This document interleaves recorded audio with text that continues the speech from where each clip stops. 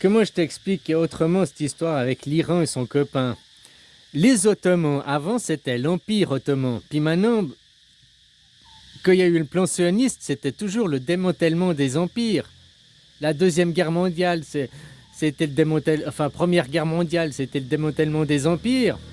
Mais aussi avoir le consentement d'un empire pour aller détruire l'Empire ottoman. Puis diviser pour régner. Avant, l'Empire ottoman, c'était pas des nations comme c'est maintenant.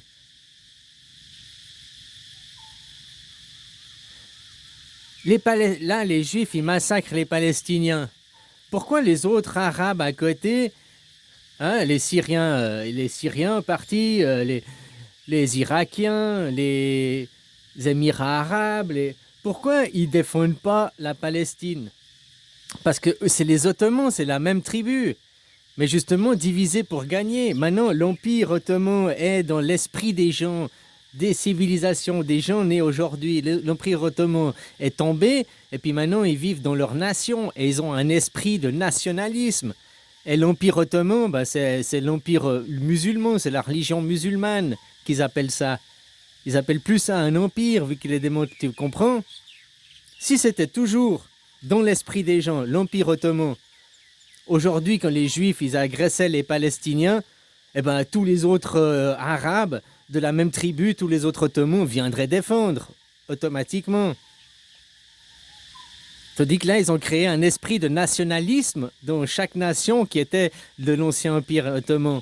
Et puis là, ils disent, non, ils tuent des Palestiniens, ils tuent pas des Émirats arabes, ils tuent pas des Irakiens, ils tuent pas des Syriens. Enfin, tu comprends ce que je veux dire? Dans chaque nation, divisée pour régner, c'était l'ancien empire et qui est toujours en train de se faire démanteler. Si tu comprends ce que je veux dire.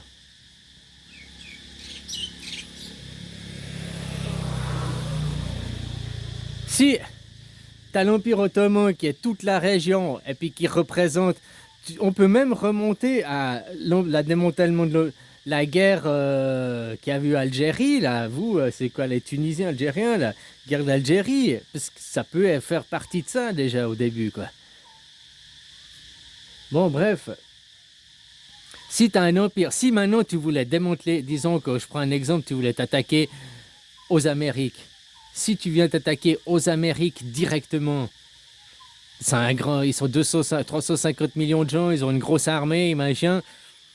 Bon, t'es foutu d'avance presque. Puis en plus, c'est une île, ils sont sur une île, il faut faire une invasion, Alors à moins que tu passes par le Canada, tu stockes tes hommes au Canada, puis tu passes la frontière, hein, ou le Mexique. Autrement, bah voilà, faut faire un débarquement, c'est compliqué.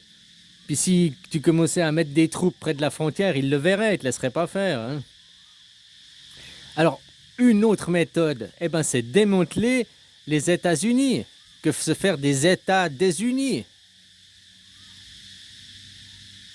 Si l'Amérique s'est divisée, après, il y a la côte Est, la côte Ouest, ils se divisent, le Texas, il se sépare, tu vois, disons que le Texas devient un État indépendant, Californie, Nevada, je connais pas les trucs tout là-bas, hein, deviennent un autre État indépendant, New York, Washington, Miami, tout ça, deviennent un autre État indépendant, ça deviendrait 4 ou 5 nations différentes.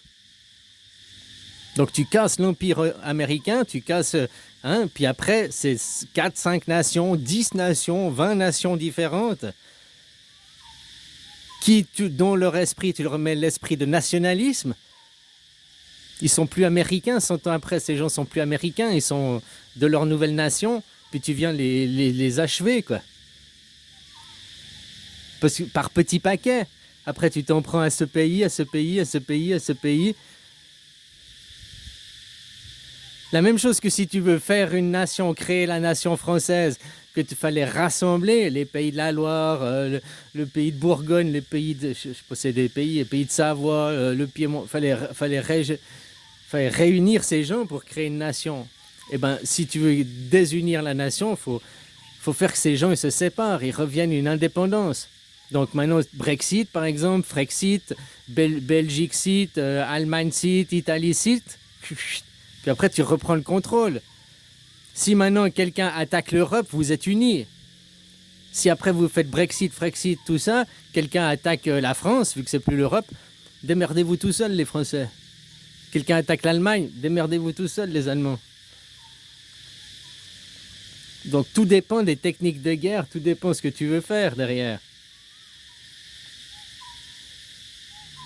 Donc quand tu regardes l'Empire ottoman, ils l'ont désuni, créé les nations, créé l'esprit nationalisme dans le cœur des gens. Comme ça, maintenant, les gens ils se disent « Oui, c'est des musulmans comme nous, c'est des Arabes, mais c'est pas la même nation. » Le séparatisme, tu comprends? Et les gens, ils se sentent des responsabilités, ils se sentent pas impliqués, vu que c'est pas le même empire, c'est pas la même nation. Avant, c'était l'Empire ottoman, c'était la même nation, divisée pour les régner. Et ils sont toujours dans ce démantèlement de cet empire. Hein. Maintenant, prétexter de la guerre en Iran, ça permet les États-Unis, tout ça, d'amener les troupes là-bas, d'amener de l'armement là-bas, du financement. Puis après, ils peuvent très bien... Maintenant, ils disent aux musulmans, aux pays à côté, nous sommes vos amis, nous avons un ennemi commun, c'est l'Iran. Puis au dernier moment, c'est « Ah ah ah, on vous a eu, pris en sandwich !» L'Iran d'un côté, les États-Unis et Israël de l'autre.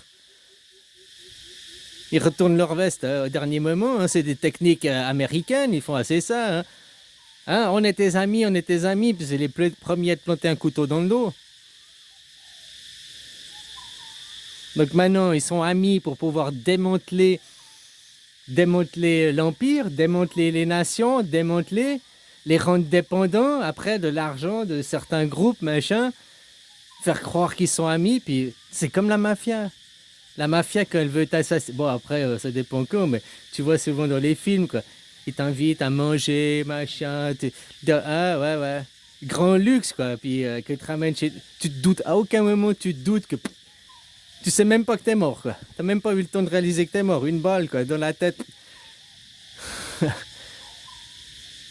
On peut voir ça comme ça. C'est peut-être faux, mon analyse, mais tout d'un coup, ça m'a tilté que entre l'Iran, parce que à cause de la première guerre du Golfe, quand l'Iran, qui était sous embargo, à cause de ce qu'ils avaient fait à l'ambassade américaine, était sous embargo, l'Iran, ils étaient en conflit avec l'Amérique. Donc pour moi, c'est un faux flag qui a fait après que Saddam Hussein s'est dit « Ah, l'Iran n'est plus soutenu par l'Amérique, nous pouvons attaquer, ils sont faibles. » Tu vois, ça a permis de crever l'abcès. Après, qu'est-ce qu'ils ont fait que les Américains, ils n'ont pas été attaquer l'Iran, ils ont été attaquer Saddam Hussein. Tu comprends? Ils ont pu voir comme ça là-bas, les forces, qui, quoi, comment, quoi. Puis maintenant, ils sont toujours copains parce que prétexté... Israël dit, nous n'avons pas l'arme nucléaire parce que... D'ailleurs, c'est à cause de ça, là, je t'avais toujours dit hein, que c'est le Mossad, c'est Israël qui a assassiné JFK. Paraît que maintenant, même les papiers le prouvent, hein, parce qu'ils voulaient arrêter de financer Israël, puisqu'Israël avait la bombe atomique. Ils ont le droit au soutien inconditionnel des États-Unis. Les États-Unis, c'est la planche à billets. Ils donnent inconditionnellement du fric, des armes à Israël, parce qu'ils n'ont pas la bombe atomique. Ils l'ont pas. Tout le monde sait qu'ils l'ont, hein. Mais officiellement, ils n'ont jamais avoué. Donc officiellement, ils l'ont pas. S'ils avaient la bombe atomique, ils ne pourraient plus recevoir le soutien des États-Unis. Mais il faut l'ennemi. Puis l'ennemi, c'est qui? L'ennemi qui est pile poil à désigner, c'est les Iraniens. C'est du faux flag depuis 40 ans. Qui maintenant, les Iraniens, s'il y avait une guerre mondiale là-bas, du pétrole, puis que le baril est monté en flèche, pour les Iraniens, ça ne changerait rien. Eux, ils ont interne, ils ont du pétrole pour eux. Et puis, à l'interne, ils ont du pétrole pour eux. Puis, ils ont développé leur pays pour eux, quoi. Par contre, pour le reste du monde, ça foutrait la merde. Et puis, à qui profitent les crimes? Si derrière, il y a Israël qui veut son grand Israël, mais l'Amérique, l'impérialisme... Peut-être qu'Israël veut seulement son grand Israël là-bas, hein. C'est des petits joueurs. Trump, c'est l'impérialisme à outrance, hein. C'est l'Amérique à outrance. Nous voulons dominer le monde. Eux, c'est pas la planète, c'est le monde qui veut dominer l'Amérique.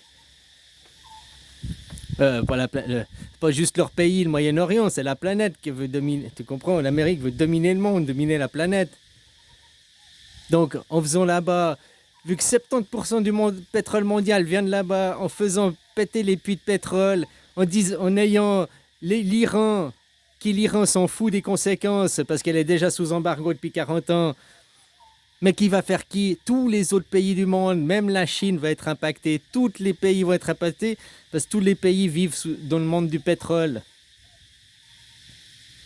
Même après les minerais, pour te fournir un minerai, parce que peut-être toi dans ton pays tu as des réserves, mais au Congo ou je ne sais pas où, dans un autre pays qui extrait du minerai, ils n'auront plus de pétrole pour aller extraire le minerai. Donc après ça impactera sur d'autres services, d'autres secteurs. Mais pour ceux qui veulent dominer le monde, ça fait écrouler le monde, c'est de l'eau bénite, hein. Puis l'adversaire qu'ils ont en commun, l'Iran, eux, ils sont déjà équipés, ils sont déjà fait le camp, ils sont préparés. Depuis 40 ans, ils vivent sous embargo, mais depuis 20 ans, ils sont préparés à la guerre contre les USA.